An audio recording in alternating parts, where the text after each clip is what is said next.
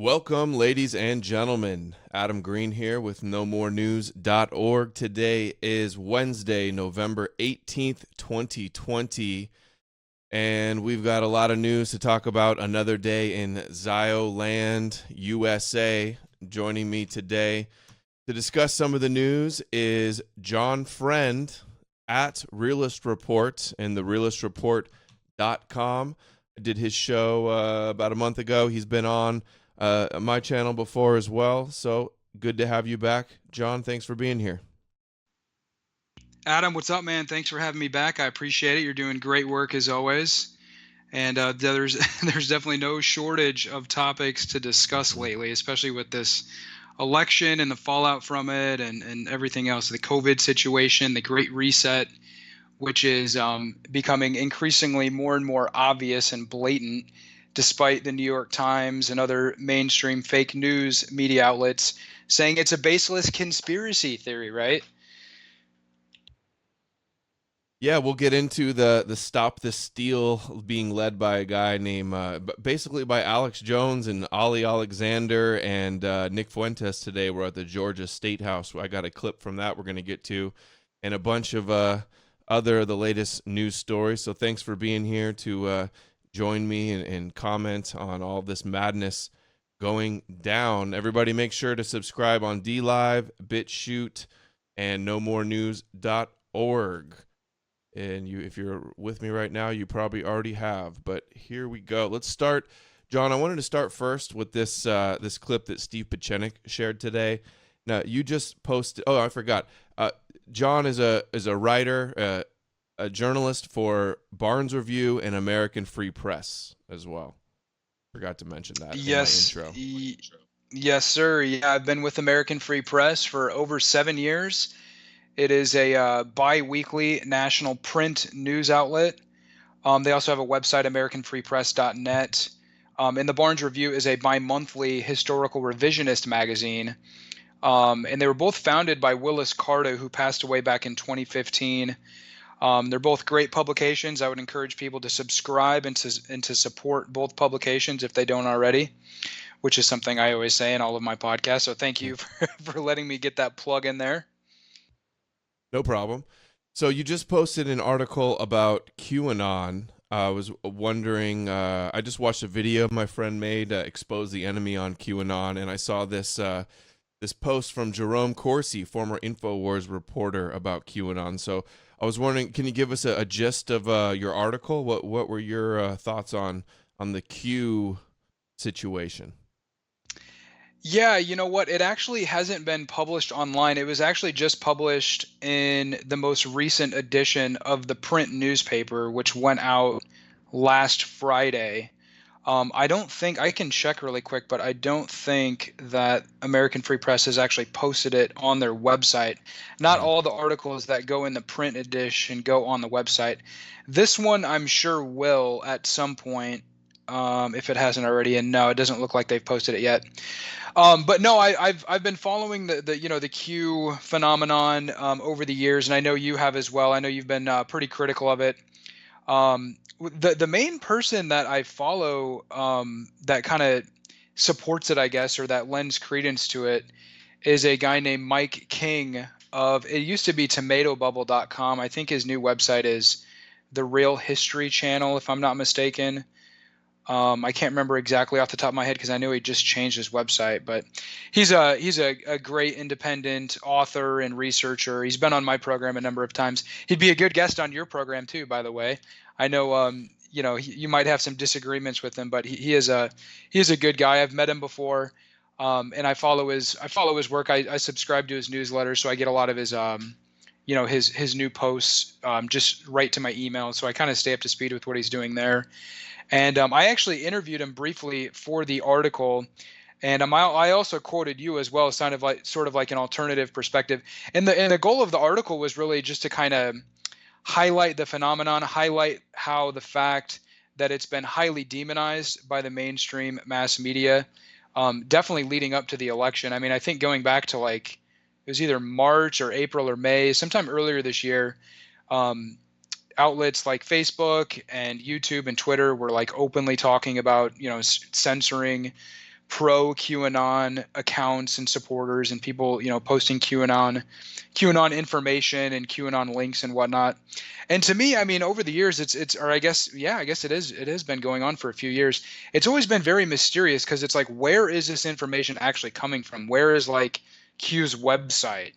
Where are the drops, the quote unquote drops being released? So, I still to this day haven't really been able Aren't to they get to the on? bottom They of that. started on I know there's, 4chan, they moved to 8chan, and yeah, then now they're on the new 8chan. yeah, exactly. Yeah. They've kind of, they've changed platforms, I guess. And, I just frankly don't have the time to stay up with it on a day-to-day basis anyway. So I So rely on people like Mike King to kind of yeah, cover it. so And, Mike oh, go Mike ahead. King likes Zionist Trump, Zionist Putin, and is trusting the plan. Yeah, I guess you could say that to a certain Uh-huh. extent. I mean, I think basically his idea, and then I quoted this in the article. He thinks that there is legitimacy to it. He thinks that Trump has made sort of undercover references to QAnon Yes, on he's been Twitter throwing and in dog speeches. whistles. Sure. Yeah, yeah, exactly. And Yeah. then, you hear Trump like in a press conference, outright asked about QAnon, and he's very evasive and acts like he doesn't really know what it is, and he He endorsed understands it that they're basically. He had against. basically. Yeah, and I guess that's sort of typical Trump.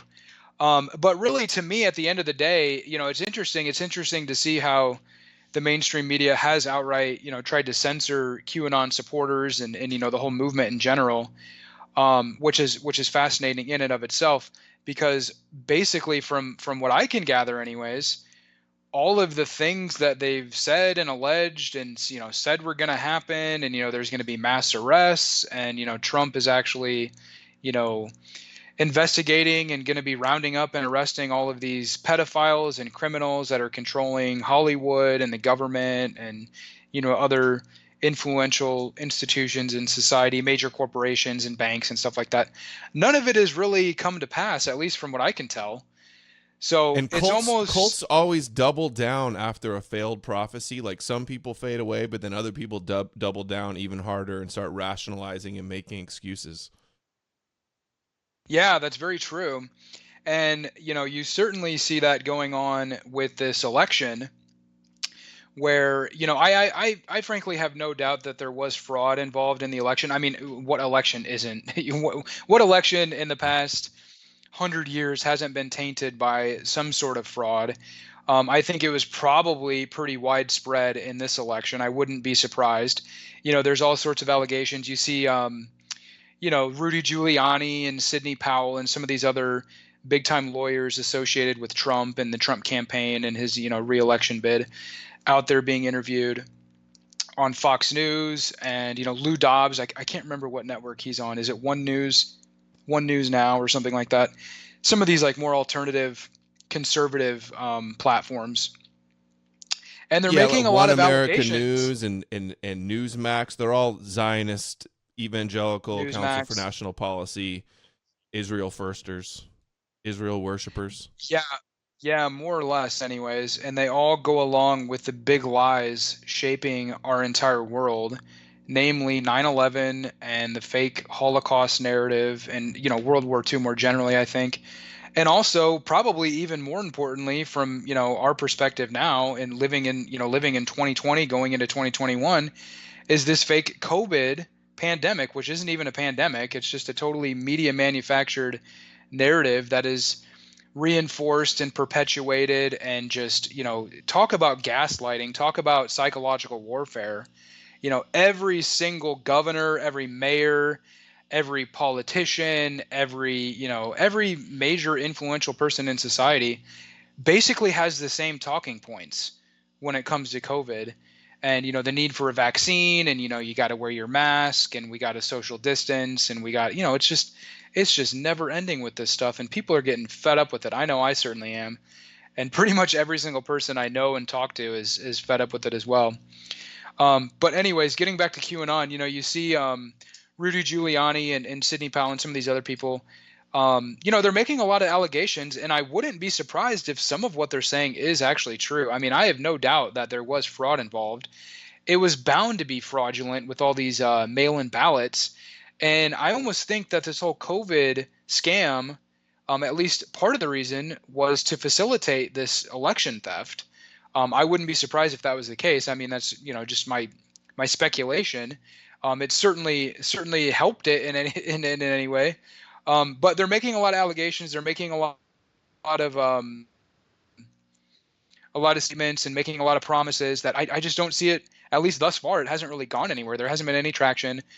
They seem to be losing in court. I mean, even sort of sympathetic media outlets. I follow a website called the Epic Times, which is a pretty interesting sort of conservative, right-leaning, sort of Trump-supporting. I did a video about them. You know that they're run by a Chinese cult, Falun Gong? Yeah, exactly. Yeah, I wouldn't trust anything out of them. I know all about them. Yeah, no, I totally understand. Yeah. I totally They promote hear Q a lot too. QAnon, Edge of Wonder. Yeah. Yeah, but it's an interesting. Well, I mean, I don't know. They do some decent journalism, is all I'm trying to say. And even they're like having to say, yeah, Trump is losing in court in Pennsylvania and Michigan and in other places in Arizona. So nothing seems to be happening at this point. I mean, I know you had mentioned the whole Stop the Steal campaign and some of the very shady individuals associated with that. Seeing the march in Washington D.C. last weekend I think it was just on Saturday. Yeah. It's cool to see that. I guess it's good to a certain extent. I mean, I certainly want to see Trump back in office, despite his shortcomings, despite his, frankly, his failure as a candidate, as a president. You think he failed, or you think he succeeded for Israel? He gave Israel all their promises, all the stuff they wanted besides the war with Iran, if they really do want that, and it's not just a Cold War type of situation. Yeah, that's true. And you know what? Speaking of that, oh my gosh, I should have had this pulled up. I could probably find it in a minute.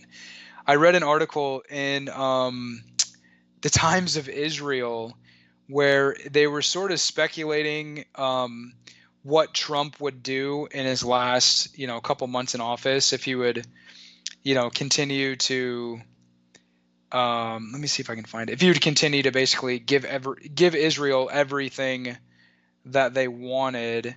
And it was incredible. I mean, they just listed off. And again, this is the Times of Israel. This is an explicitly Jewish, Israeli publication. And they're just like literally listing all the things that Trump has done for Israel, moving the embassy. I mean, it goes on and on and on. It's the list is endless, and you and your listeners are no doubt put out a couple like little short videos on Twitter of showing all this, Trump's everything he did for Israel in his term and all his relationship with Netanyahu, giving the keys of the country over to Netanyahu and stuff. Yeah. Well, and Netanyahu is like bragging, look, guys, calm down. We have great ties with both political parties. Both political parties are firm allies and supporters. Not even firm, blindly. They blindly support Israel regardless. Israel is a non-negotiable issue according to these people, and it's just a total disgrace. So Netanyahu's out there saying that he has great ties with the Republicans and Democrats, especially Joe Biden. So, not to worry, everything's fine. America's going to continue to be Israel's puppet. He says there's no difference, Republicans and Democrats. But if we say that Israel controls both sides or AIPAC controls both sides, they say it's an anti-Semitic trope. But the Prime Minister of Israel can brag about it. And there's a great meme of the election predictions, and it showed every state was blue, and then Netanyahu in the front with 2 thumbs up, like every state. Whichever way you vote in the two-party false paradigm, Israel wins. Yep, that's true, and it's always been true for a very long time. Anyways, certainly in my lifetime, in your lifetime, I'm sure. It's disgraceful. It's our country is a total disgrace. I mean, this is just one prime example, but there's many others, and so it's incredible. And I guess to kind of I don't know if you wanted to continue on with the whole QAnon thing. Yeah, well, let me play this clip and then we'll talk about it. Okay. Can you see my screen right now? Oh, sorry. Yes, I can. Okay, cool. All right. Yeah. So this is Steve Pieczenik psychological warfare operations, worked for Reagan, Nixon, Kissinger was a top aide to Henry Kissinger. CFR, he brags of his ancestry is Maimonides, and that his family worked with Menachem Begin and Jabotinsky, ultra-Likud Zionists. So he's promoting this. He says this is the plan, Trump 2020 to save America. And I do think QAnon is real. I think it's a real psyop to get everybody thinking that Trump's some patriot, and really it's just getting everybody to blindly follow the controlled opposition of the Zionist agent. Trump's going to stop the cabal and the deep state, but really it's just he and his people are the Zionist deep state. So here's Jerome Corsi, worked for WorldNet Daily, ultra-Zionist, evangelical Christian, worked for InfoWars. This is what he has to say, shared by Pechenik. I wanted you to know that about 3 years ago, and this I'd like everybody to kind of hear.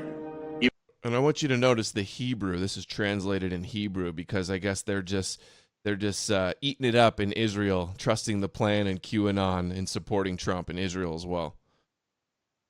In the back. About 3 years ago, a group of generals came to me, and it was explained to me they were ready to conduct a coup d'etat. They're ready to move Barack Obama from office. The military force. They hated Obama so much. The Iran deal, he butted heads with Netanyahu apparently, although he basically gave him essentially almost everything he wanted. And we have some clips to show of Obama too. Did you see Obama talking about Netanyahu in his new book? Yeah, actually. Okay. We'll get there in a second. Hold on. Okay. And then a few weeks later, I got another call and said that they were reconsidering. You know why they were reconsidering? Why? Because they talked to Donald Trump. And Trump had agreed. The good guys. Trump was asked to run by the good guys. Military intelligence and Zionist CNP and Kushner and Netanyahu and all these people. These are not the good guys.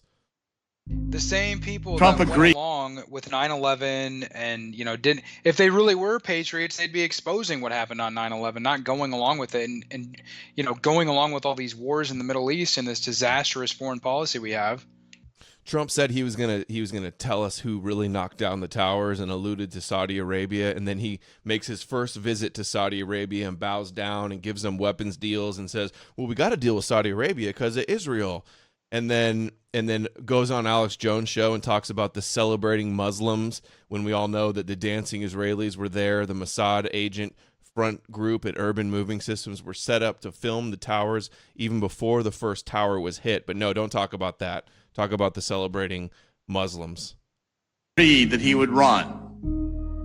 And they agreed that if he would run, they would conduct their coup d'etat as a legitimate process, rooting out the traitors within government. And that pact between the military and Donald Trump has held. I love how they go, oh, the left are traitors. What about Trump signing executive orders that we can't criticize Israel, that we can't boycott Israel, that the anti-Semitism envoy giving Israel the keys to the country, giving them all of our technology agreements and stuff. I mean, and Trump is such a Zionist traitor. QAnon is military intelligence and close to Trump. And the intelligence we're getting really is a lot of the inside script. Now, everybody says Donald Trump is going to lose. He's going to be out of office. He's going to be impeached. You watch CNN, MSNBC, they're throwing a party today, and all the 20 people watching them across the nation are very enthused.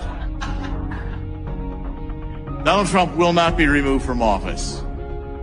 He will not be removed from office. And in the counterattack he's going to launch, there's a very simple word that describes what they are. Traitors. traitors. It's a capital crime. And I want to predict to you here today that when the tables turn, Donald Trump will be invoking military tribunals. And even Hillary Clinton will be elected, I think he says. So military tribunals, a coup of military intelligence in the army, and Steve Pieczenik, who specialized in regime change. Corsi, who is just an ultra Zionist. They expect us to believe that these are the good guys. Yeah, it's pretty tough for me to believe. Hey, at the end he was saying that even Hillary Clinton would be arrested and brought before this military tribunal. Is that what he said? That's what it sounded like he was saying. Oh my God. See, and think about it. I mean, back in 2015, 2016, 2016, I guess, during the debate with him and Clinton, one of the last ones, I think, he was saying, "Oh yeah, you'd be in jail, and we're going to lock you up when I'm in office." He's had 4 years to arrest this total criminal. I mean, how much evidence and proof do they have to show that his campaign was sabotaged and spied upon illegally? I mean, they just have so much evidence to bring to justice all of these people, and then he appoints people that aren't even on board with his agenda, that aren't even on board with actually enforcing the law. It's just, how many more excuses can we continue to make for Trump? It's just incredible. I haven't been making any excuses for him.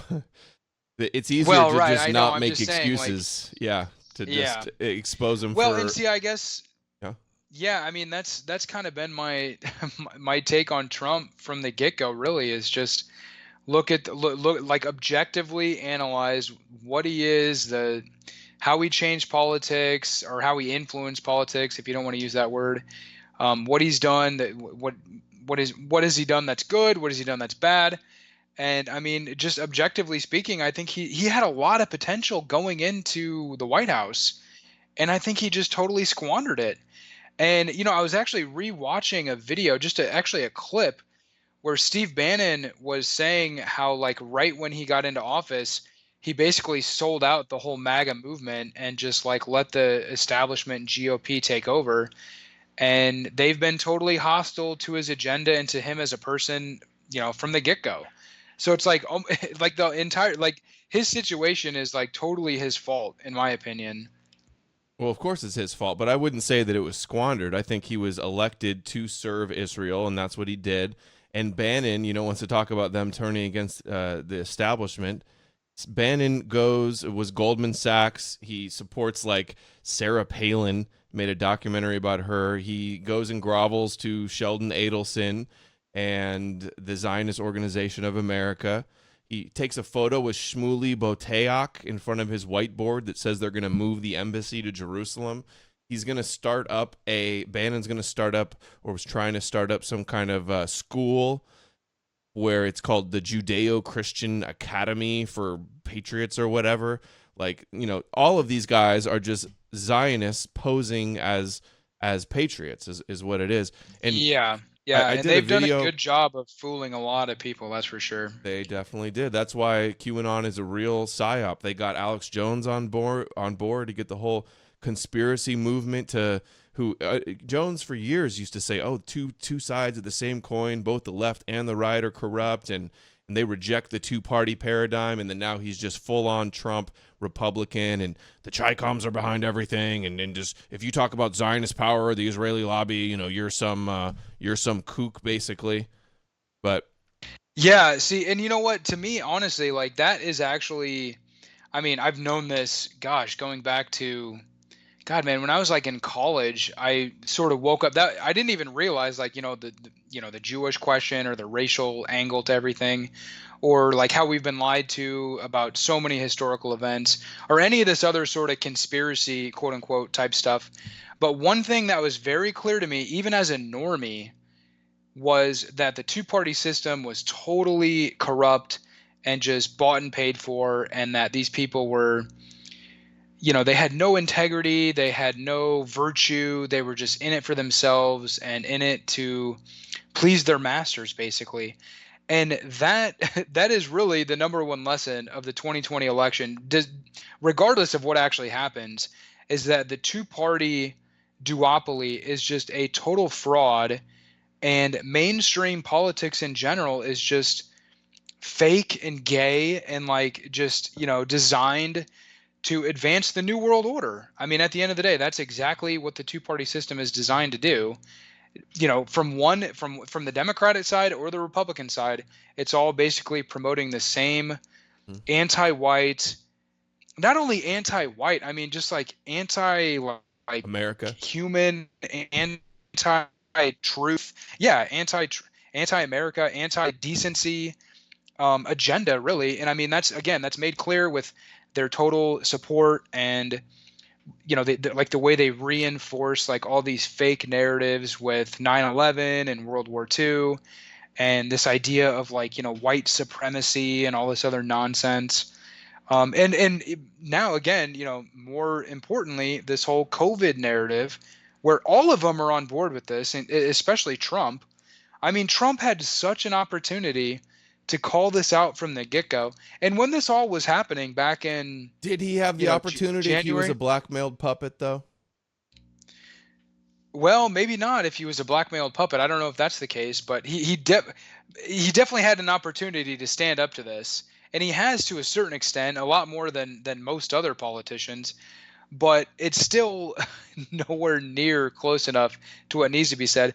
I mean, all he does is tweet about, he didn't even have a press conference for at least a week, I think it was. And then he had one just, what was it, last Friday? I don't know if he's had one yesterday or today or Monday. I don't think he has. I could be wrong about that.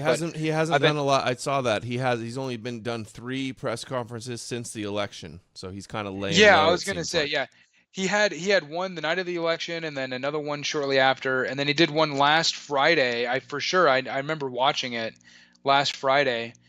And what's his main message? His main message is that, we're getting the vaccine and everybody's going to take it, and it's going to be fine. Meanwhile, the vaccine is literally like a total Jewish operation, according to like explicitly Jewish news outlets and publications. I mean, it's just, it's so transparent what they're doing, what they're trying to do, what they are putting in place, putting in motion as we speak. And, here's Trump. He could easily say something about this and not necessarily point out like, it's a Jewish operation necessarily, but at least say, look, what is COVID? Does anybody even know? I mean, he talked a lot about China and how it all came from China. I don't even know if that's true. I frankly don't believe anything about this alleged pandemic. It's just such a scam. I did a tweet saying that it was something like, seeing all the Zionists blame China for COVID makes me think that Israel was behind it. And I got written up in the Jerusalem Post and Canary Mission special report on anti-Semitism and COVID. Just so all of the Zionists all over the place can say, and Trump can go, it's China. China's going to pay. China did this. And I just go, maybe someone else did it. Maybe it was Israel. And then they go, oh, that's, you're written up and you're hating everything. Wow. Well, that doesn't surprise me considering those types of people. And you know what? That's so true, because I mean, going back to January, February of this year, so like the beginning of this year, I was seeing a lot of those videos come out, and it's like, China like locking people in their apartments, and who knows where these videos even came from. But that was used very powerfully in the media to scare people. This whole thing has been just a total fear-based mind control operation from the beginning. Certainly, and like it.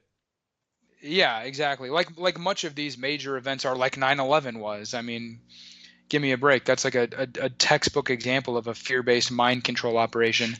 But COVID is as well. And, it makes me think, going back then and like looking at all those videos and the media coverage, and even like Fox News, that, they're like Tucker Carlson. I remember listening to an interview that Tucker Carlson did with some alleged Chinese whistleblower, where they were saying that, oh yeah, the Chinese government cooked up COVID and like, spread it or whatever, and it's a big cover up. None of this is true. I don't believe any of this. I think it's all a bunch of nonsense. I think COVID itself isn't even a real thing. I mean, it definitely, the virus itself, I don't think has been isolated. And, the way they test for it is fraudulent. Everything about it is You fraudulent. don't think it's been The whole isolated? paradigm. I've heard people say this. I've heard people going around on the internet saying this, and I just Google it. I go electron microscope COVID, and they've got photos of it. Well, you know what? I'm not even going to pretend like I'm some scientific or medical expert. I'm definitely not either. not. And just like, So everything I in our don't world know. is a conspiracy when there's guys all over the internet saying, oh, the viruses aren't even real. It's like, okay, you're just going to start saying that now that there's a big shutdown and stuff. I mean, I'm just more skeptical that, I don't, it takes a lot to convince me of stuff. And I hear you. Mm-hmm. Yeah, no, I hear you. I guess I'm just saying that, look, I sort of look at it like in my own perspective, like from my own like personal health perspective. Mm-hmm. I'll get sick every once in a while. I'll get the flu or a cold or whatever, and I'll be fine. I'm not taking any medicine. I'm not taking a vaccine, certainly. I think really, I think the main thing that this has proven more than anything is that our entire understanding of health and medicine is totally fraudulent. I mean, we shouldn't be talking about vaccines. We shouldn't be talking about pandemics. We shouldn't be talking, fake pandemics for that matter. We shouldn't be talking about, pharmaceutical drugs. We should be talking about what actually keeps a person healthy. And what is that? It's so simple. It's drinking water, getting sunlight, exercising, and eating good, real food. That's all it takes. There hasn't been any talk of that.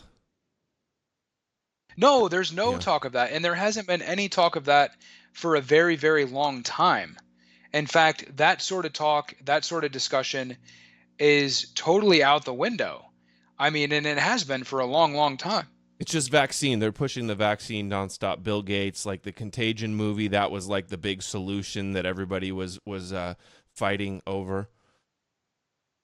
Yeah, but, exactly. Well, did you see? I actually just saw somebody that I know. I didn't even hear. I don't follow like mainstream movies or Hollywood or entertainment or anything. But I guess there's some movie coming out that's like literally like basically a scenario, like a COVID type scenario. Mm-hmm. I can't remember the name of it. I could probably Google it. I saw that. You know what I'm talking about? Yeah.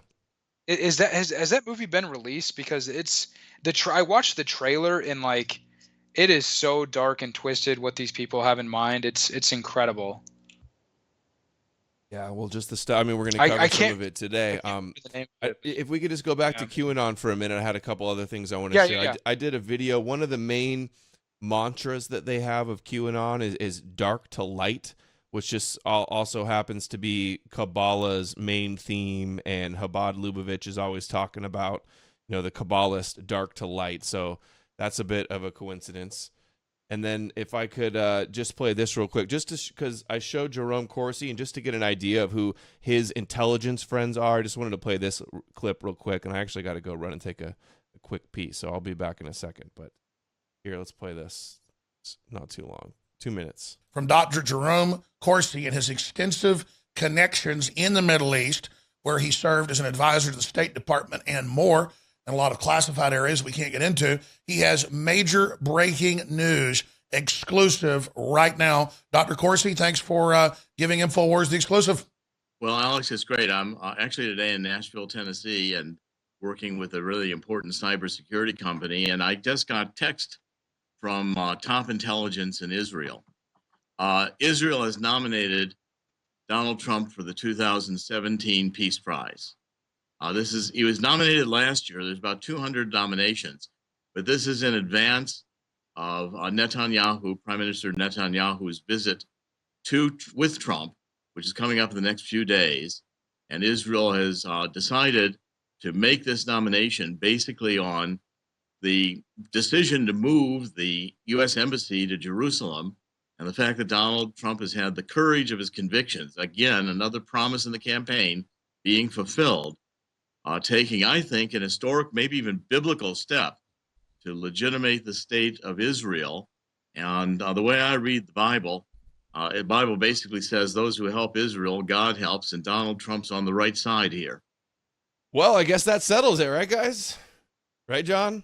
Yeah, wow. The Bible says we got to bless Israel. These people...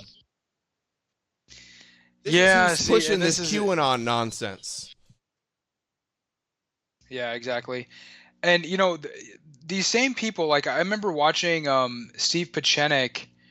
I don't think it was actually on Alex Jones's show. He was being interviewed by somebody else, but he was going on and on about the whole watermarks ballot situation and how this was like a sting operation by Trump's DHS.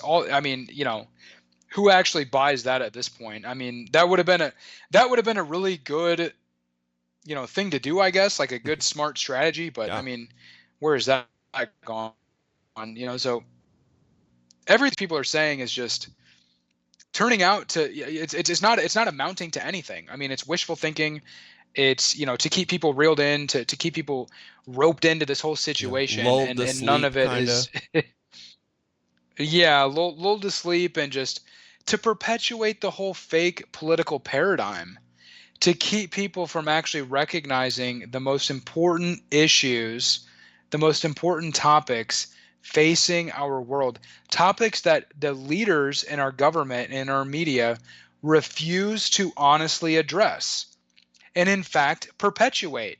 They perpetuate these fake narratives about these major events that keep us psychologically, politically, economically enslaved. And even now we see it with our like our emotional well-being, our health with this COVID situation. If all we got to break free of this, we just have to be able to talk freely and honestly about these issues, and no one is doing that except for people like us on the internet.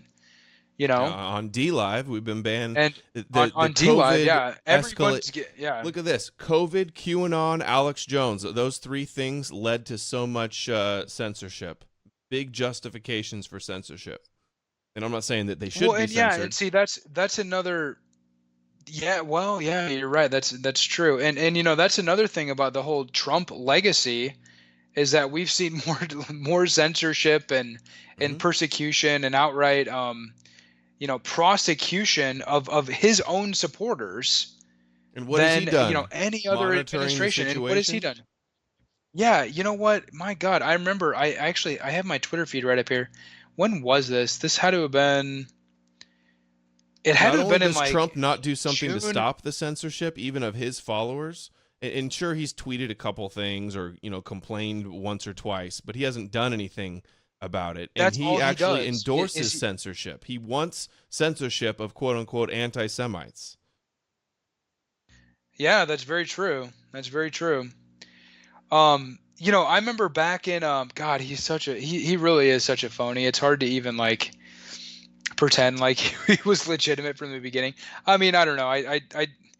I'm always torn on this issue, especially talking to you because you're so good at bringing up He all got these the Tree of problems. Life Award in 1983, the top Zionist award all the way back in 83. He was bailed out by the Wilbur Ross, the Rothschild banker in the early 1990s. Yeah. He's a made man in the think Jewish mafia. I think yeah, that's That's what I true. think, And Michael Collins Piper wrote an excellent article. He actually had a whole section of a book that he wrote, which I can't remember exactly which book it was, but Michael Collins Piper was The New a Jerusalem. legendary. The New Jerusalem. The New He wrote about Jerusalem, Trump yeah, 10 years yeah. ago. Yeah, and Piper was a legendary American journalist for American Free Press for a number of years, and prior to American Free Press, the Spotlight and the Barnes Review, and he did a lot of really good work and was one of the original, like populist America First journalists. So, And yeah, he covered this. his book Judas Goats, look what he wrote here. These fake conservatives there like you go. Fox News and Rupert Murdoch touting the Zionist cause as an American one, a cause that is fully in line not just making America great again, like Ronald Reagan, who was also an actor very similar to Trump, but in reality making America an empire, one that is ruled by the Zionist elite. Exactly what's happening. And then they're going to have a new world order, the longtime Zionist dream of world conquest. That's Piper 10 years before Trump was elected. And yes, he even predicted that they were going to say, make America great again. That's the same campaign slogan that Trump used. Wow, that in Judas Goats he says that make America great again. He Yeah, even knew this that. is from the book. Wow. Yeah, wow, incredible. Yeah, exactly. I mean, it's you can look at Trump and get inspired by him like I am and listen to him speak and listen to him the way he deals with the media, and he has said a lot of good things, let's be honest. He said a Well, lot of really good things. He's he's a exposed the media, charismatic, and to me, funny, likable guy in a lot of ways to a lot of people. That's why he was chosen as their pawn. yeah, you're probably right.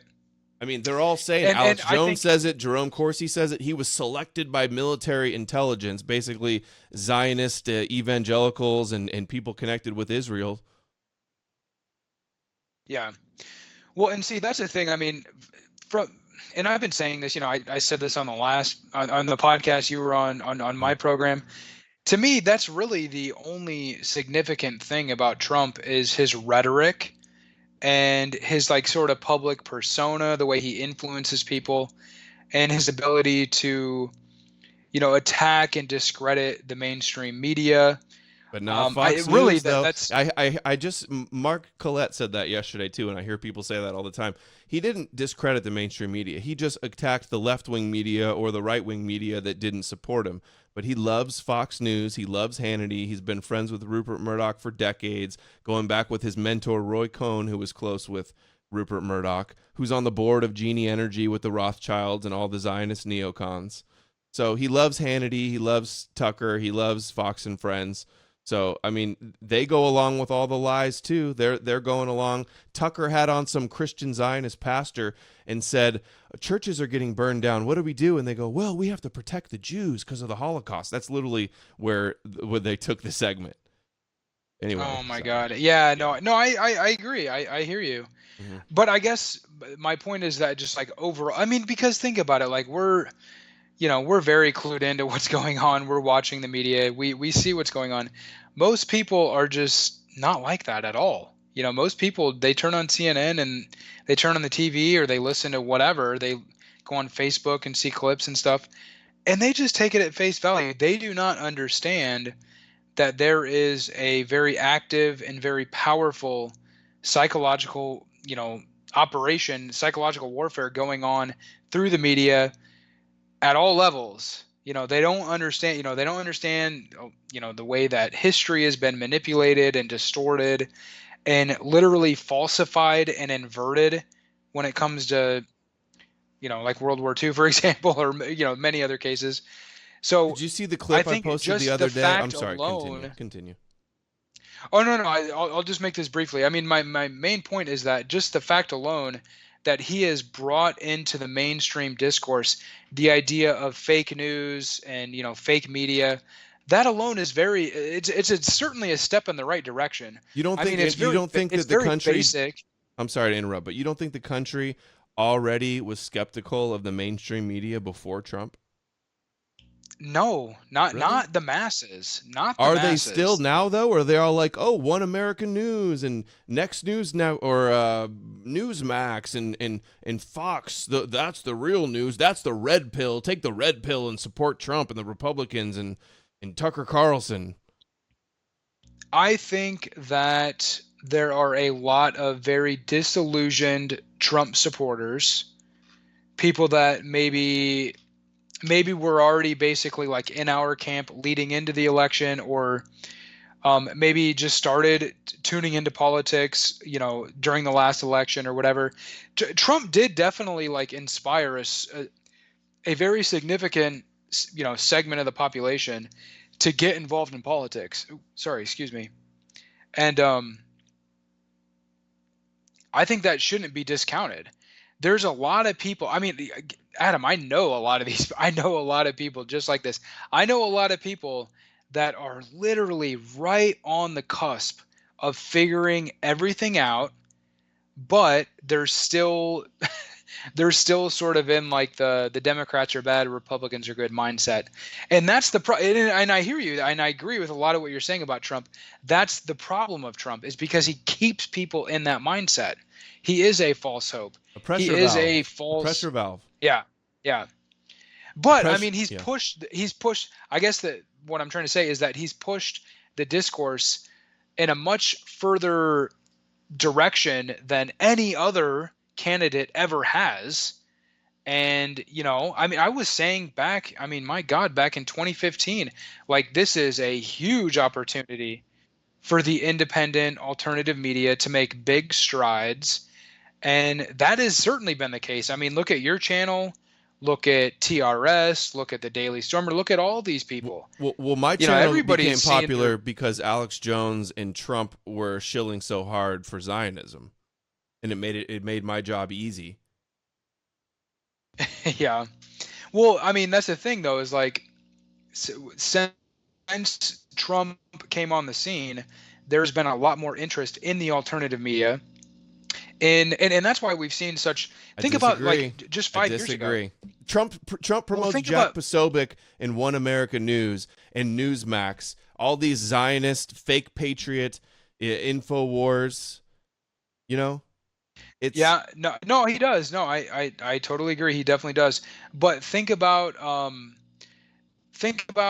just think about, like, the level of censorship that YouTube and Facebook and Twitter and all these other big social media platforms have had to take since Trump has been in office. And again, this is, part of the problem. Why is Trump allowing this to happen? Why is Trump, think about it. I mean, the guy just basically gets the election stolen from him. Probably. I don't know that. I'm not 100%. I mean, we're seeing all the Zionist media say that it was stolen from him, but I mean, I don't really know that for a fact. I do think the left would try to steal it. I don't either. Yeah. Yeah. Well, I think that there's definitely been voter fraud in previous elections. I'm sure that there was voter fraud in this election. There's so many irregularities and anomalies with the statistics in this election. None of it adds up. I would not be surprised. I mean, I predicted. Do you think it's going to be overturned and Trump's going to get another term? At this point, I really do hope so, but no, I'm. Why do you I don't hope think so? Because I want to see him get in office again and just continue this process of discrediting the establishment in the eyes of the masses. And I want to see triggered liberals. Objectively, I want to see the triggered liberals too. Don't get me wrong. Well, I do want to see triggered liberals, but I want to see. Even I don't care about that. What I want to see is I want to see Trump continue to discredit the media, which he's done very effectively, I think, over the years.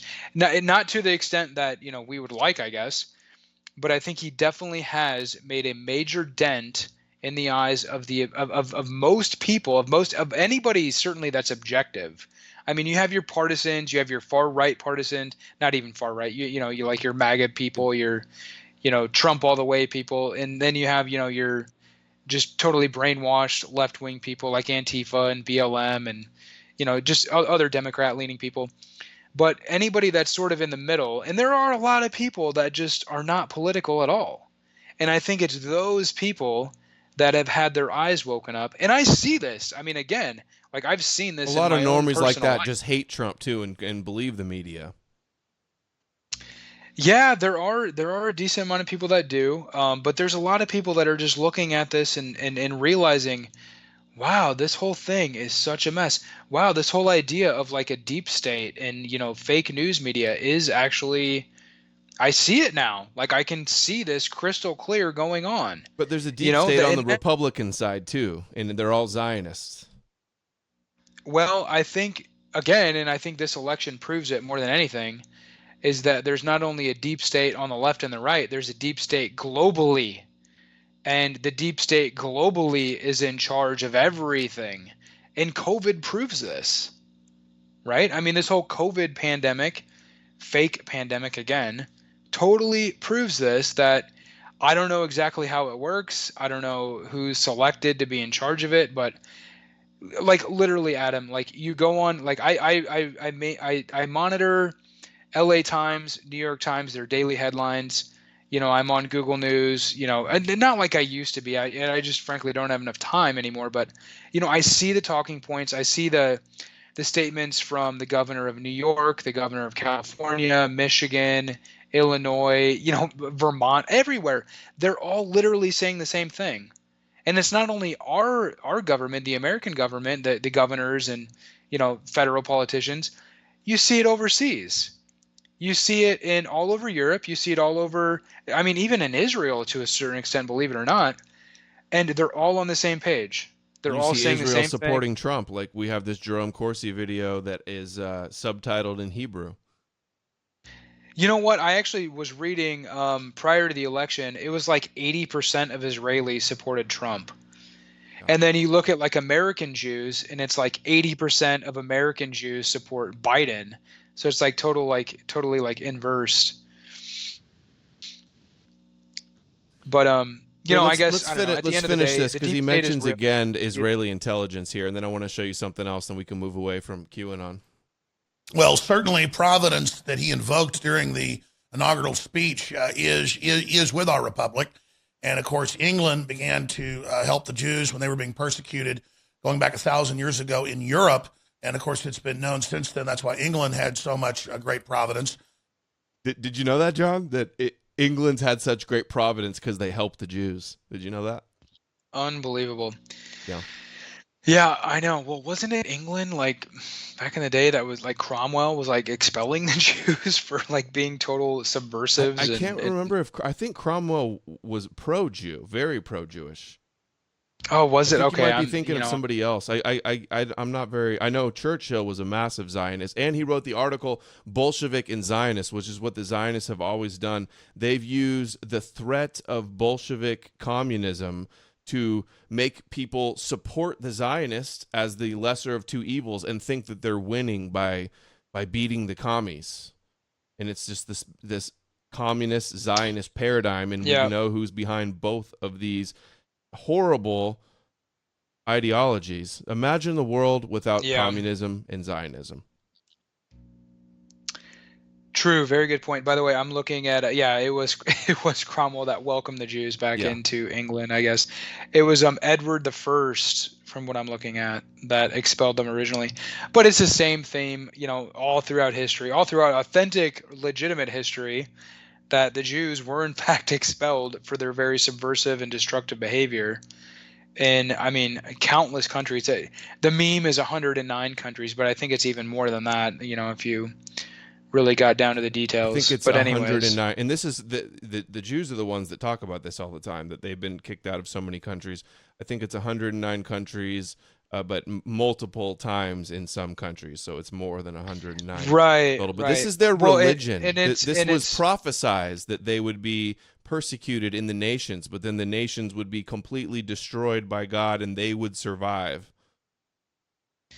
Yeah, well, and it's never anything that they actually did, right? It's always like just this irrational, goyim persecution of the Jews. They never did it. They were the original, like, didn't do nothing. Do you know what I mean? Like, and then, you see all these minorities, like, influenced by this sort of mindset where, they never did it. It was never our fault. We never did anything. It's always like the white people persecuting and just hating us. Esau hates Jacob.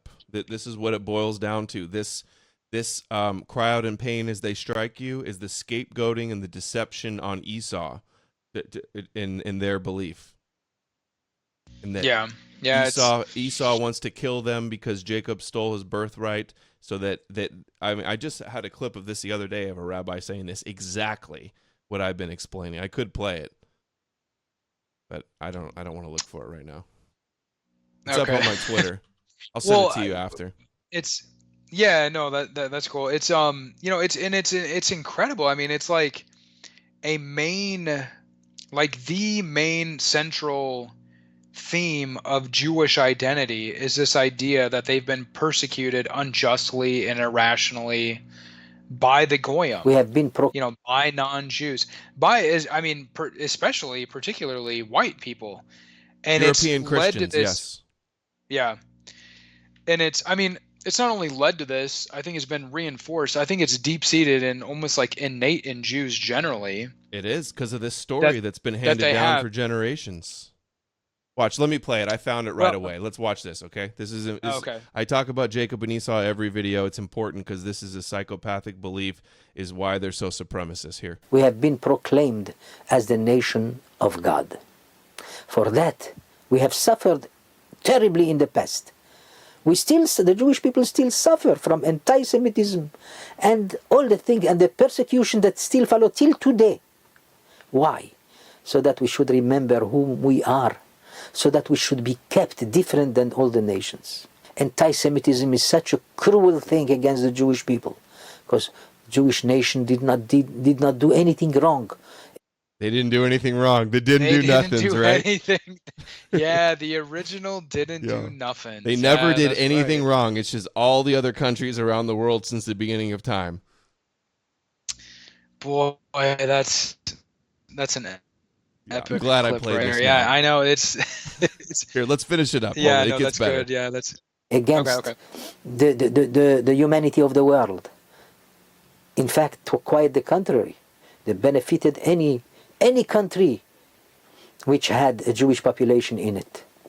Any country which got rid of the Jewish population went down and slumbered in the world after being very successful.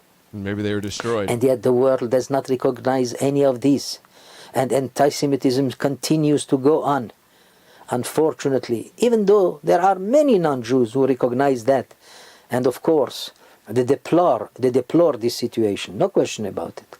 But at the same time, in the character of the non-Jewish world, it is known, like our sages said, Halacha hi Esav soneh leYaakov.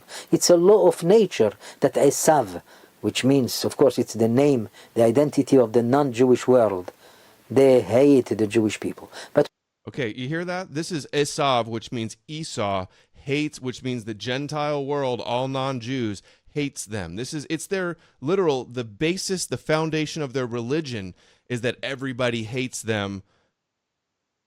And so it's self-defense for them to use deception to dominate and destroy, basically, and conquer. Yeah. I mean, these are very. I hate to say it, but I mean, these are evil people, man. This I mean, is they an really evil are. Ideology for sure. Yeah, and I think it's more than an ideology. I don't want to speak for you. I'll speak for myself, but yeah, well, I think it's more than that. I think it's genetic. I think it's a racial thing, frankly. I don't think so. And, I think it comes from. I mean, it's the same tribe that's been passing down these traditions, but they pass it down. I mean, if it was a racial thing, why are there Jews that think all of this is crazy and this rabbi is a racist supremacist? But anyway, it pits Jews versus non-Jews against each other as mortal enemies, and they want to talk about blood libel and an ancient hate. They're the ones with the foundations of their religion that hates all the non-Jews and wants to conquer them and thinks they're chosen and we're evil and impure and cattle and only here to serve them. Yeah, exactly. Well, and you see this sort of mindset reflected across the Jewish political spectrum, to where you have this is another thing about Jews in general, is they have this very strong identity. And they could be left wing, they could be atheist, they could be Orthodox, they could be whatever, they could be Republican, Democrat, but at the end of the day they're Jews. And I think that's what unites them. And it's this persecution complex, this idea that they've been persecuted all throughout history and even to this present day, despite the fact that they're clearly the most wealthy and overrepresented group throughout society. I mean, my God, they talk all day about their white success. supremacy. Yeah. No, yeah, I mean, think about it. Noam Chomsky, a Jewish intellectual, one of the most influential Jewish intellectuals, was just quoted just the other day about the election, saying that white supremacy is a deep principle in U.S. society, and Jews are familiar with that, and we know all about it. And the fact that 70 plus million people voted for Trump is a major stain on America because it represents white supremacy. It's these people they can't get enough. They don't know when to stop. and that's clear all throughout their history. This is what drives them. They want to take over our societies and take over our institutions, use them to benefit themselves at the expense of us. And what does it lead to? Well, it leads to America in 2020, where we have a fake pandemic. Meanwhile, there's literally homeless people everywhere, and all over Los Angeles, all over San Diego, all over the West Coast, all over the East Coast, probably all over other cities as well. Don't worry, Pompeo's over in Israel right now, helping Israel be great again. Yeah, exactly. I mean, these people, you know what it is, man? We have let these people dictate to us for so long, and we have had such spineless and traitorous and just disgraceful and cooked leaders for so long. It's like, when can we grow a pair and face this fact and do something about it? And yeah, it's not going to be easy. There's going to be suffering, and it's going to be tough. But you know what? We're right. I mean, and not only we're right, we have like a moral, righteous, message here. Like, my God, these people want to shut down the whole world and vaccinate everybody and make everybody worship Jews. And, you can't question anything they say. Make it illegal to criticize them with these anti-Semitism laws that Trump's administration is moving forward in unprecedented ways. I played the clip of the Jewish community on the speakerphone. They were like, "Trump made anti-Semitism a hate crime forever." They love him. Exactly. I mean, that's what these people. Mm-hmm. That's what drives them. Yeah. And I mentioned something earlier, and I want to elaborate a little bit. That there's always the nature and nurture debates on any type of issue with humans, and I would say that having these traditions over 2,500 years, 2,000 years passed down, where this small tribal ethnocentric group that's really against, like, it's huge taboo to marry outside. The ones that do kind of assimilate and aren't, don't follow the mitzvahs and the religion and reject this, they fall away. And then the ones that stay become stronger and stronger. And when they pass this down, these traditions for so long, and these stories, these myths like Jacob and Esau almost become ingrained in their psyches to a degree. And there is such a thing as epigenetics, right? Where like, these type of negative attitudes that they have towards non-Jews kind of becomes, something that's almost innate, and I'm not a not a scientist, but no, I hear you. Yeah. No, exactly. No, I think there's a lot to that for sure. I totally agree with you. But also I think that, I mean, if you look at, and I mean, I know this from personal experience, going back to when I was like in high school, if a Jew marries a non-Jew, at least in my experience, my observed experience, my lived experience, 9 times out of 10, that child is going to be Jewish in one way or the other. They're going to identify more with the Jewish heritage or the Jewish, however you want to describe it. At least in my experience, especially I could be wrong about that. When they feel they're under attack is when they all of a sudden, find their identity. Well, think about it. I mean, in here, I'll give you a good example. I knew somebody when I was in high school that was, father was Jewish, mother was Catholic, basically like identified as a Jew. They all did. Anybody I knew that was like half or, half Jewish or whatever, they always identified as Jewish. And they certainly identified as Jewish when it came to getting into college, because they got all sorts of scholarships and benefits and stuff. So, I mean, there's all sorts of incentives, I guess, to identify with that side, financially, materially, socially, whatever. And then I think that's the case. I don't, again, this is just my experience, but I think that that's probably a good understanding of the situation.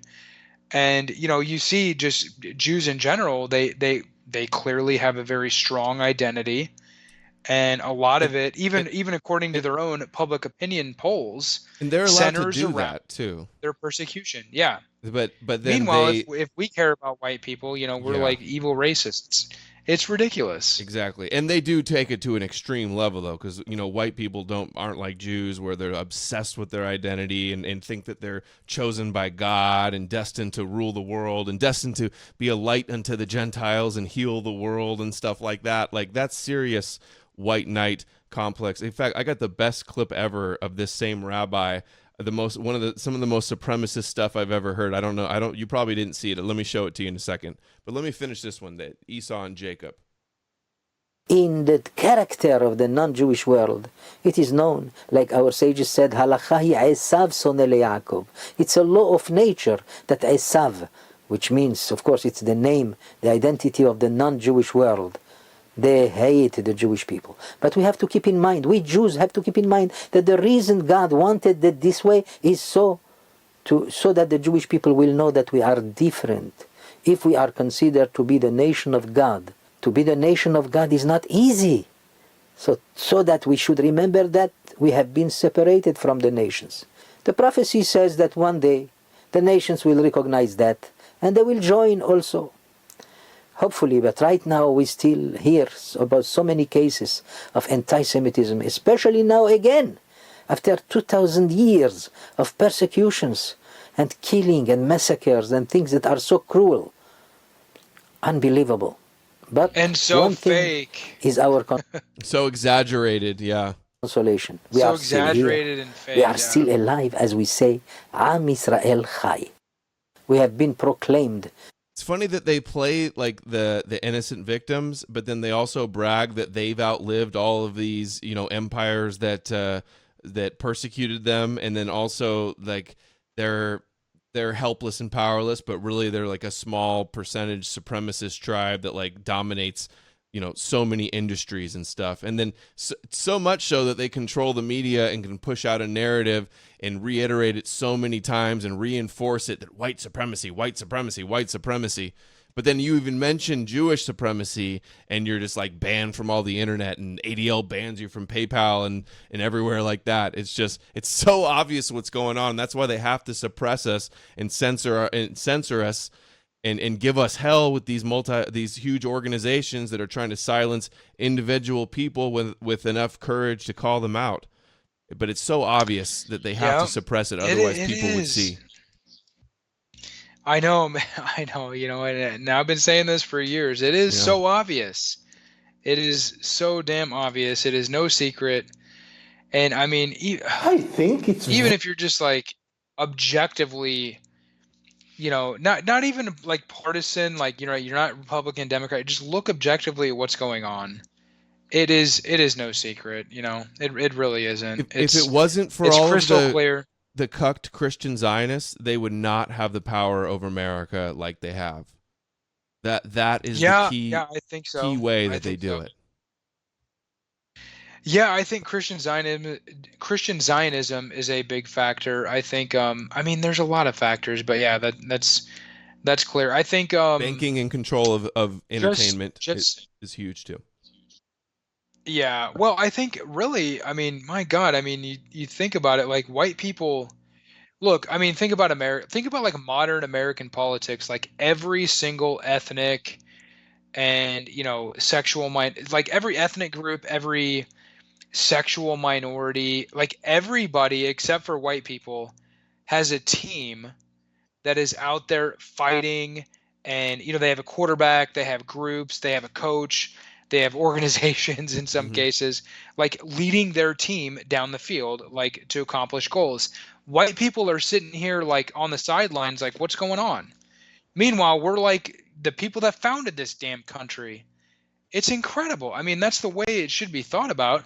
You know, blacks have so many organizations. Jews certainly have, you know, literally like hundreds of organizations operating across the country in every major city, and globally, not too. even major city. Yeah. Yeah. Well, yeah, and they operate globally, exactly. And you know, think about it. Like the gay lobbies, you know, the illegal immigrant lobbies, the refugee lobbies, which are oftentimes Jewish. You know, it just goes on and on and on. And meanwhile, white people are the only people not allowed to explicitly organize and talk about their own racial, ethnic, political, economic interests openly without being demonized as like racist. So they control the discourse, they control the narrative, they control the paradigm that our entire world operates under. And until we have people bold enough to challenge that and say, look, F you, we're thinking for ourselves, we know what's going on, we see through your bullshit, then we're going to be slaves to these people.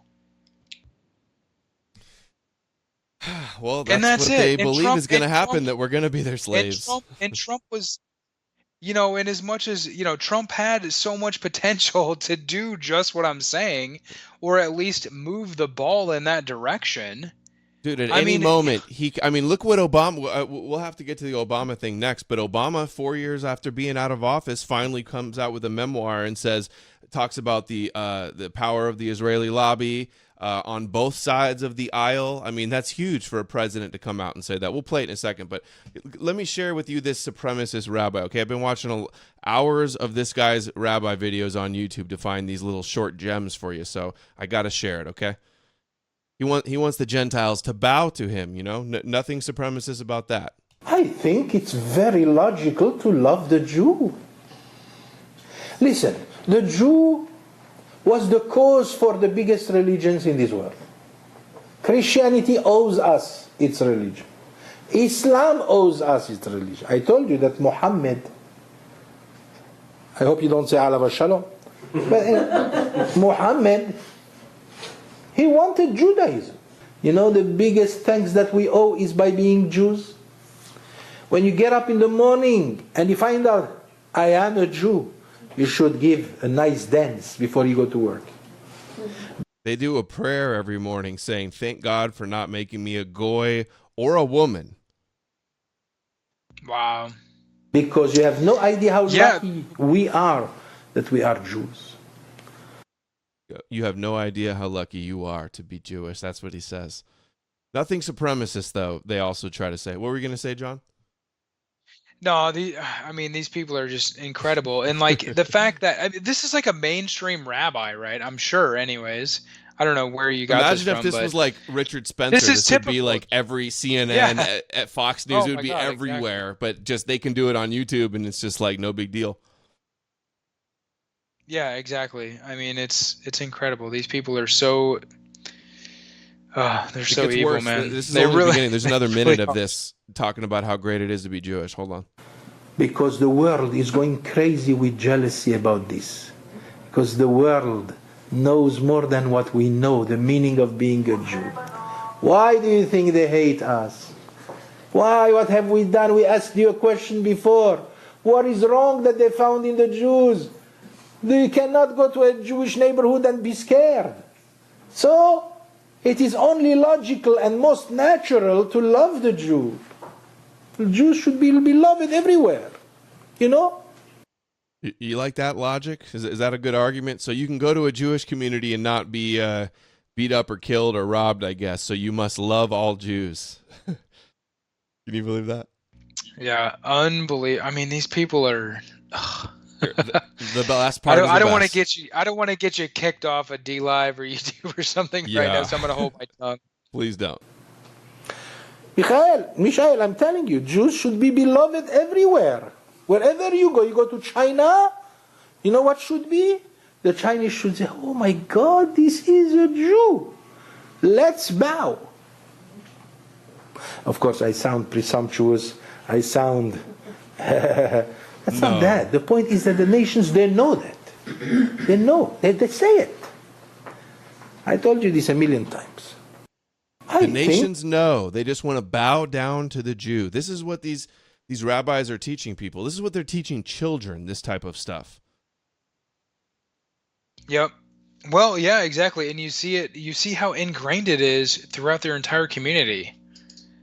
And, again, it doesn't matter if you're left wing, right wing, whatever, you're Jewish and you go along with this. And, it's always the Goyim persecuting and hating you. And for no reason, of course, it's the same story, no matter what side of the aisle you're on. So This is how these people operate, and it needs to be understood by non-Jews and by Jews for that matter. I mean, there are some, I guess honest Jews out there like Gilad Atzmon. He's sort of exposed this. Oh my gosh, what's the guy's name? Brother Nathaniel. Yeah. I mean, they might. I might not agree with everything, all their takes or whatever, but nobody agrees with anybody on everything. Yeah, exactly. Which is good, but. So Jerome Corsi and QAnon, just so you know, it was reported in Israeli press that Jerome Corsi and Roger Stone were colluding on emails with high-level officials in Israel before the election, saying the Israeli said, Trump is going to be defeated unless we intervene. We have crucial intel. The key is in your hands. But all we heard about was Russian interference the last 4 years, while Israel is allowed to do it all out in the open, but I believe Chabad and Bibi and Netanyahu are all tied in with international Jewry. But let's skip that. Biden says, well, you know what, another thing about this election is, the last election, I mean, you had hidden stories like that you just mentioned, which I wouldn't be surprised. I mean, I wouldn't be surprised if Trump got some help from the Israelis. But the last election, the whole meme was, Russia interfered to help Trump illegally, blah, blah, blah. This election, it's, oh no, American elections are like the most straightforward, legitimate, crystal clear, nobody would ever, there's no fraud anywhere. Yeah. I mean, it's incredible. Even according to Trump's that's impossible. Even according to Trump's own, FBI and DHS and these other people involved in the election process. I mean, this dude dug his own grave, frankly. You mean the ones that are saying that white supremacists are the biggest threat to the country? That Trump's DHS head? No, no explicit reference to BLM or Antifa that have literally destroyed countless, major American cities over the course of the past 10 months. Yeah, talk about a disgraceful joke country. Yeah. So John, did you hear about Obama's new memoir that's out and what he says about Israel and Netanyahu? Yeah, basically, is it sort of similar to what Trump's recent Department of Defense appointee was saying about how basically, that's the next story I was going to get to. McGregor. Yeah. Okay. Yeah, so McGregor had some epic things to say. Yeah, go ahead. Yeah, this is Press TV, Iran. Listen to what Obama says about Netanyahu. Former U.S. President Barack Obama has accused Israeli Prime Minister Benjamin Netanyahu of, quote, orchestrating political pressure on his administration. No political pressure from AIPAC and Netanyahu. He made the remarks in his upcoming memoir, A Promised Land, whose excerpts were published on Friday. American politicians who, quote, criticize Israel policy too loudly risked being tagged as anti-Israel and possibly anti-Semitic. Oh my gosh. And were confronted with a well-funded opponent in the next election. Sounds like Cynthia McKinney, what she said. I was going to say, how many times have we heard this from politicians in America from the left and the right, Democrat, Republican? They all say the same thing. You start objectively looking at our policy towards Israel, and then you're booted out of office. Yeah, and Obama's saying this 4 years after he got out of the presidency, and he was brought to power by left-wing Jews as well, and still or I wouldn't say he groveled to Netanyahu, but he bended his knee to Netanyahu and still gave them their millions and didn't get in their way and stuff. Oh, I guess hold on. To be fair, they did not vote at the UN about the settlements. They abstained from the vote about to veto the settlements at the UN. So they did do that. And that's why the Zionists really hated Obama so much. Because it wasn't total subservience to everything, every little minor detail that they put forth. Yeah. Well, I mean, maybe Trump didn't even do enough for him at the end of the day. Maybe he wasn't following, even though he gave him so much, maybe it still wasn't enough because they still have Biden, who is quite possibly going to give him everything that Trump is going to give him and more. Who knows? Anyway, here, let's finish. It gets another good quote here. Israel supporters in the U.S. accusations of anti-Semitism used to stifle criticism of Tel Aviv's regime's policies. I don't know if that's them saying this or Obama. Against the Palestinians, he added, okay, so he did say that. Netanyahu viewed himself as the chief defender of the Jewish people, and that such vision, quote, allowed him to justify almost anything that would keep him in power. Oh, shocker. Sort of sounds like a dictator or something, right? He's been in there for 5 terms, almost since 9/11. Longest serving prime minister of Israel ever.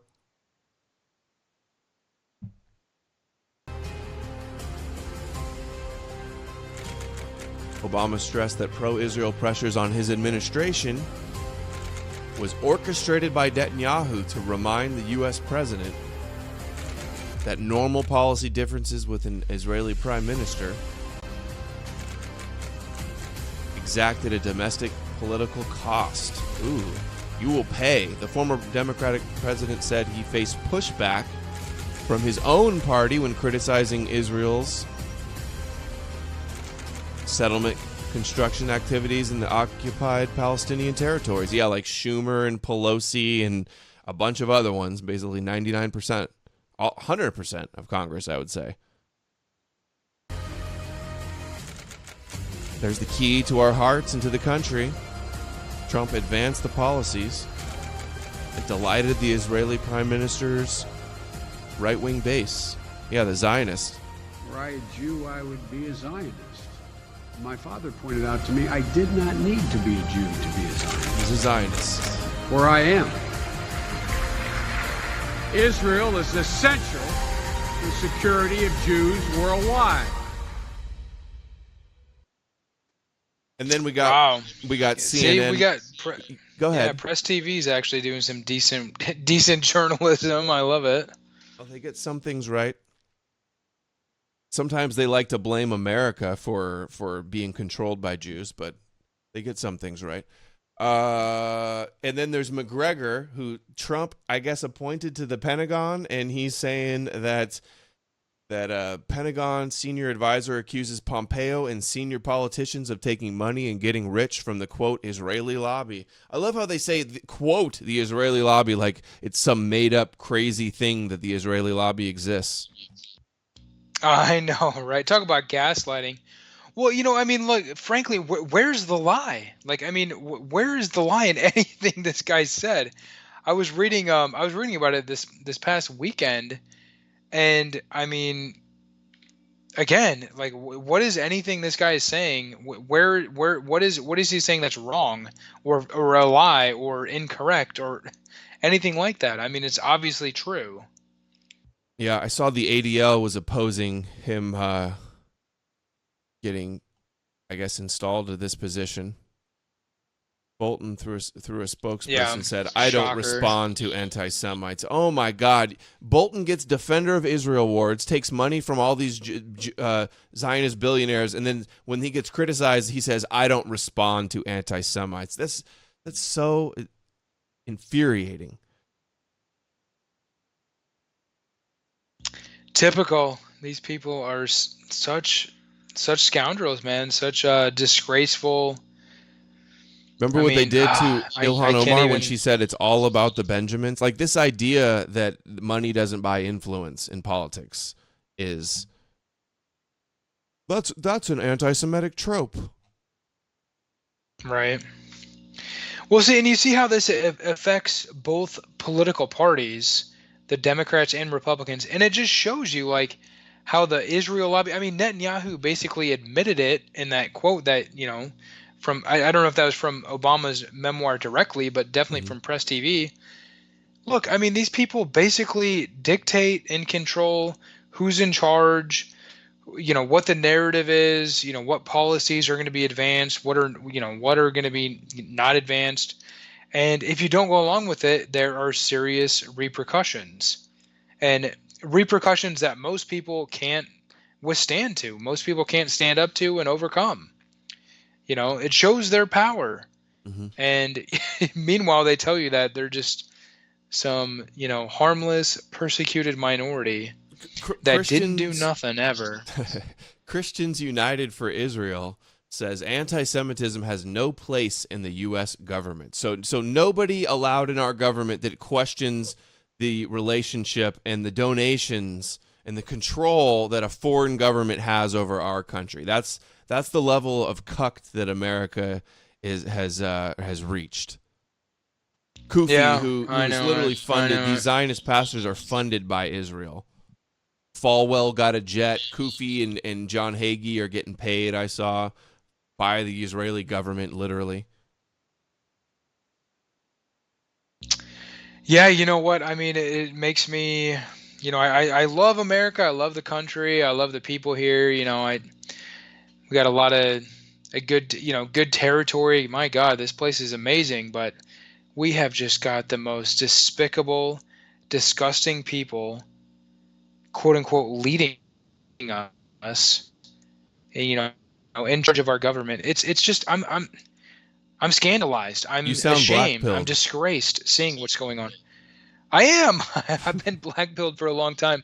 I try to take one day at a time, really. I mean, I try to live my life to the fullest every single day and make the most of it and be the best person that I can be. But, you look at the big picture and it's just like, my goodness, this is just such an outrage.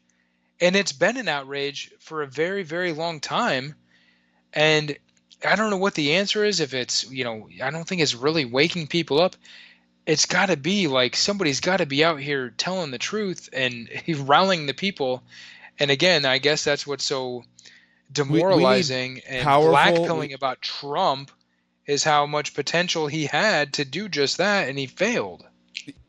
Or maybe it was part of the script, as you say. I don't know. Yeah, I think it's part of the script, but I do agree that we do need somebody with some money that has, like, I don't give an F money and has some celebrity status to just, like, come out and start saying things how they are.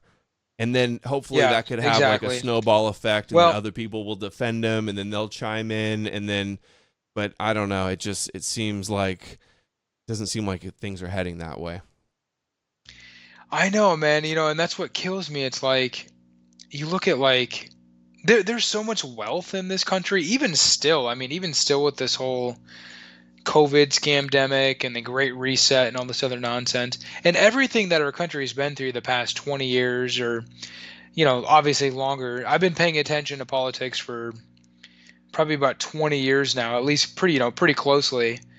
And there's still a lot of good things going on. There's still a lot of good businesses, a lot of wealth being created, a lot of productive activity, but you just don't see anybody willing to take a risk and stick their neck out there and say the things that we're saying. I mean, there are people on the internet doing it, but God, we need some support here. I mean, God, Trump are we just was going to let this donating happen? to the ADL. Trump donated, I think it was $50,000 to the ADL. And see, that's what I mean. Like, he's literally like digging the ditch to bury his own grave. What is he doing? Like, this guy is. What a disappointment. And again, you might be right. I wouldn't be surprised. And it seems like the ADL does prefer Biden. Greenblatt used to work for Obama even too. I wonder what he thinks about Obama saying this stuff about Netanyahu. But still, Greenblatt applauds Trump for his executive order for implementing this anti-Semitism definition that they're trying to push worldwide. Literally the Noahide laws, you cannot rebuke them, prophecy being fulfilled. Imagine a group that thinks they're chosen by God, that we hate them for no reason, and that they're destined to heal the world, and that it should be illegal to criticize them. Like, if I came up with a movie script about like a dystopian film and that was the script, they'd be like, wow, that sounds terrifying. Sounds very, very sci-fi, right. Twilight Zone. But that's our government being controlled by apocalyptic end times, like Rapture, Gog and Magog, Armageddon obsessed Christian Zionists that are completely cucked to God's chosen people. It's literally the reality. Well, hopefully this whole like, oh, you know what, you're gonna have to take the vaccine to do anything. Hopefully, that'll start waking some more people up. I think it definitely will. I mean, talk about the mark of the beast.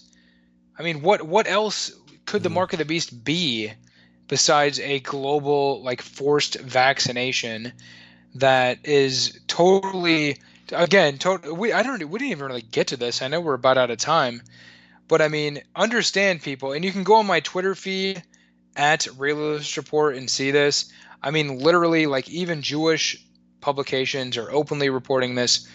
Every like coronavirus vaccine, COVID-19 vaccine, is designed and promoted by a Jewish company. Pfizer, Moderna, all these big corporations that got billions of dollars directly from the Trump administration, directly from the American taxpayer, all Jews. And I mean, just go look at it. They make no secret about it. Did you see Trump like promoting Regeneron, the miracle drug that he says he took? Yeah. Yeah, the CEO of that company that's promoting it donates to Chabad Lubavitch. Small world, imagine my shock. And the wife of the CEO of the Regeneron company is the president of the World Jewish Congress. Like, think of the odds. Shocker. Of that. Yeah. Well, see, and it just shows you like how tied in all these people are to this globalist scam. I mean, it really is. And, you say globalist. I mean, frankly, we should just be saying Jewish.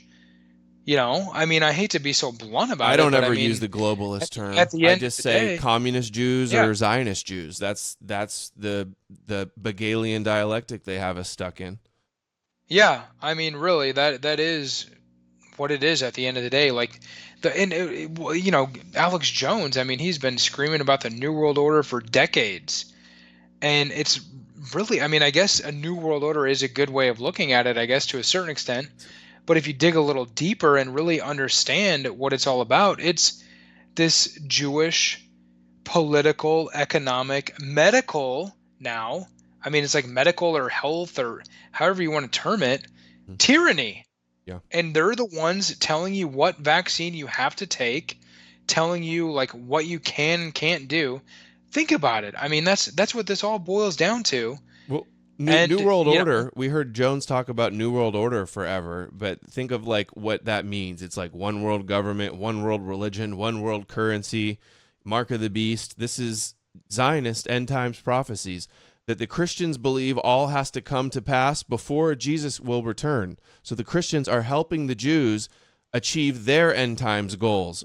Ingathering of the exiles, build the temple, anoint their king, who is the Moshiach, give them full control of technology over the world so that you cannot buy or sell unless you go along with the one world religion, one world government. And the religion will be the Noahide laws that Chabad Lubavitch is rolling out, with Kushner and Ivanka and Jared involved with that.